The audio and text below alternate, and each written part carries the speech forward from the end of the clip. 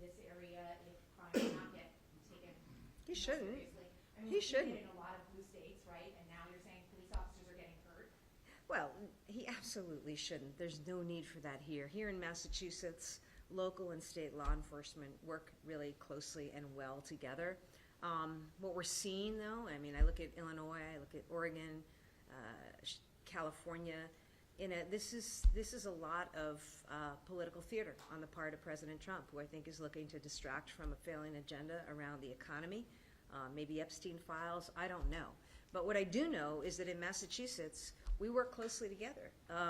Crime happens. I'm talking about a particular trend that I'm seeing here. The important thing is we're responding. We take action, and we support the men and women in law enforcement and our communities. We're going to continue to do that. So there's simply no reason for any guard to come anywhere near Massachusetts. Is part of the reason why you're trying to be out front on this because you think the president, that the administration is watching and trying to find these little things that would give them an excuse? Absolutely not. I'm doing this because it's something that's happening here, and I'm somebody who takes action. And I've just been noticing this trend. I've had a lot of conversations with law enforcement, and I view it as something that's responsible for me to do. And I'm committed to doing everything I can to get after this issue that I hope goes away. I hope that we see no more of this, and that's my message today. No more. No more.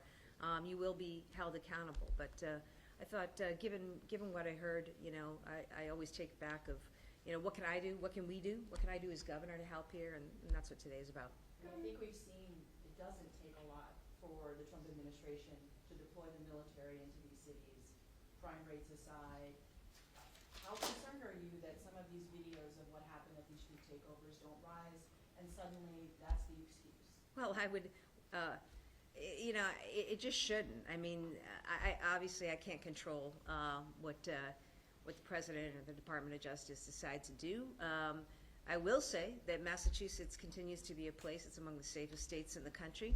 It's also a place where we work really hard every single day at the local, state level, even with federal partners, to eradicate and address issues of public safety and crime. And we're going to continue to do that and do it in a responsible way. What preparations are you making? Sorry? What preparations are you making, though, in case the guard is deployed? It sounded like a statement from yesterday that you're considering it. You're talking to the guard. So No, I talked to the guard. Look, let me be clear. If the guard gets deployed? Look, I'm doing my job as governor. The guard doesn't need to come here. There's no reason for the guard to come here. There's no, no, the guard, let me tell you, you know who your guard is, right? Your guard, I love our guard. And I'm proud, Massachusetts is home. We're the birthplace of the National Guard. Let me tell you who the guard is. The guard are people in Massachusetts, men and women with day jobs.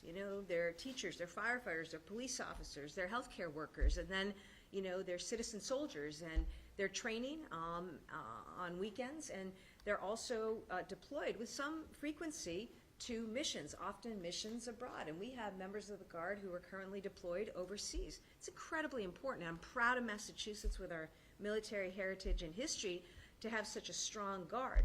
The Guard needs to be used, though, in a way that is consistent with its mission, which is to protect and serve the United States and defend our freedom abroad. What's so upsetting to see the activation of Guard against their fellow citizens on streets. It undermines the mission of the Guard. It's not what the mission of the Guard is. The mission of the Guard is to be there to provide support, military support for missions abroad.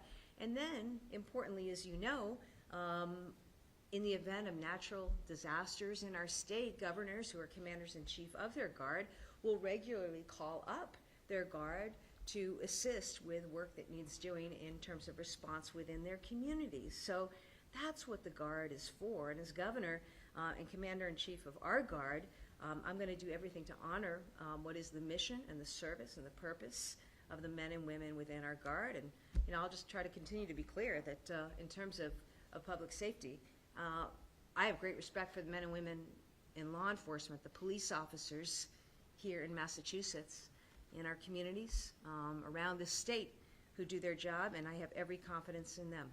Yeah. Last question, Governor, do you say that would be a waste of resources the way that the administration is using the Guard right now in places like mentioned Illinois? Of course course it's a waste of resources.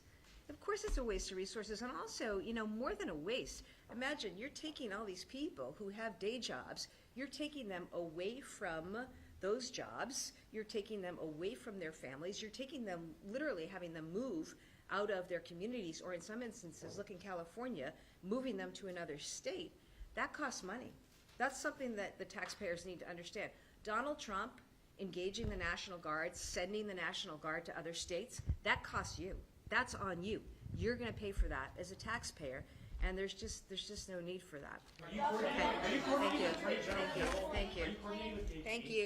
Governor, are you coordinating Okay. with the AG On for what? potential legal challenges in case the guard is I'll let deployed? the AG speak to that. Yeah, And are you follow up talking on about the it? ambulance, what happened with that ambulance? I don't know what Yeah. happened, but, you'll have to ask the folks in Fall River on that. I just learned about that part of it, and it was, I was just really concerned about that, right? Okay. That's an example of something that just should never happen, and why things like this, we've got to make sure that this kind of stuff. Should there be stricter penalties for people?